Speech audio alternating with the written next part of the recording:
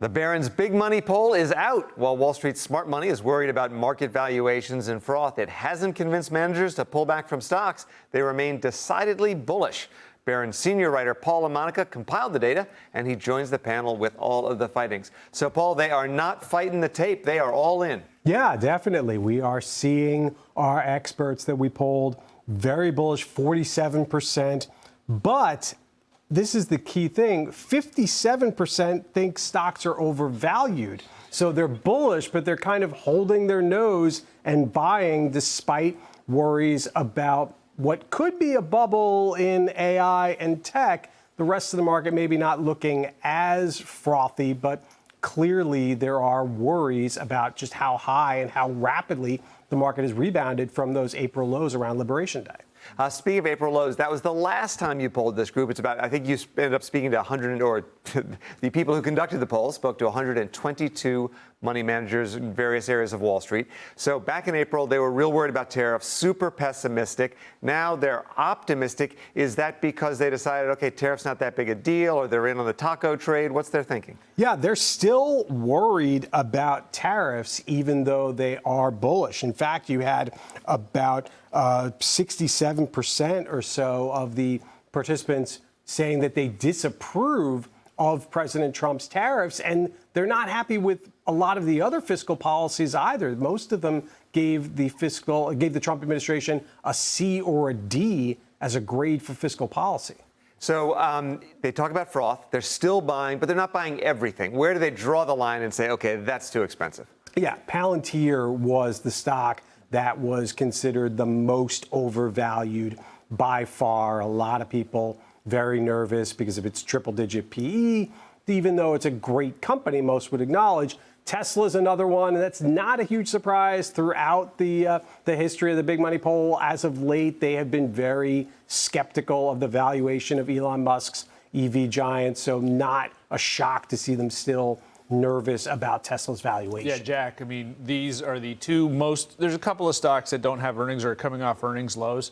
These are the two most expensive stocks of the S&P. Next 12 months, both over 200 times earnings, which is the average for the index closer to 20. Yeah, that's sort of like Cisco in 2000 almost, if you want to bring back those bubble comparisons. Well, and you're also seeing that in what the market loves right now is there's been a lot of junk stocks. And by junk, it's these meme stocks that have problems like Beyond Meat and Krispy Kreme. We're seeing it in profitless tech stocks. And we're seeing it in like anything with a high beta. That just means it's more volatile than the market. And that really creates a problem for asset managers who don't like that kind of stuff. They're avoiding it. It's really moved by algos and by algorithms and by retail traders. And the asset managers are sitting there and they're watching like the stocks that they're shorting are actually going up and the stocks they like are going down. They like quality, but they're also worried about the valuation, so they're kind of stuck right now. But if you own an index fund, you own those and you're enjoying the ride.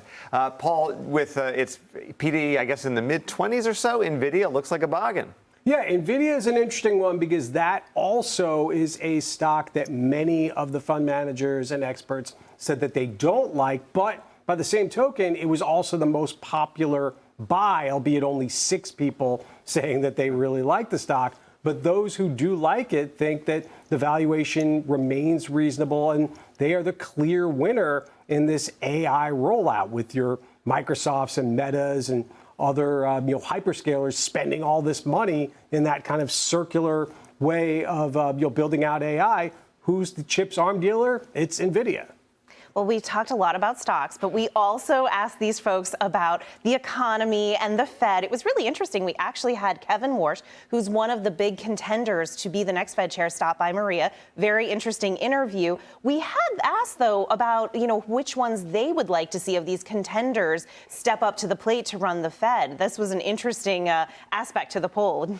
Yeah, definitely, because, Megan, the way we asked that question was, who would you like President Trump to nominate, not who do you think he's going to nominate? So we do have Christopher, Chris Waller? Yes, Chris Waller and Kevin Warsh as the two most popular picks at 31 and 30%. In third is Kevin Hassett at about 18%. But if you look at places like Polymarket and Kalshi, the prediction markets, they seem to think that he is the front runner to actually get the nomination. I think most people I spoke to felt that all 3 of them would probably preserve Fed independence, so no major worries there. But interestingly, there were some wild card picks in there as well. Jamie Dimon. Some even saying keep Jerome Powell, Rick Reeder from BlackRock, another one. Some even saying Scott Bessent, the Treasury Secretary, even though that's not going to happen. We got to wrap it there. Paul, I got to worry. Maybe this is a bearish indicator. If their sentiment's too frothy, we'll see. Yeah, I mean, you do have to worry. They were very bearish in April, and now we see where the market is. Thanks a lot, Paul. LaMonica, appreciate it.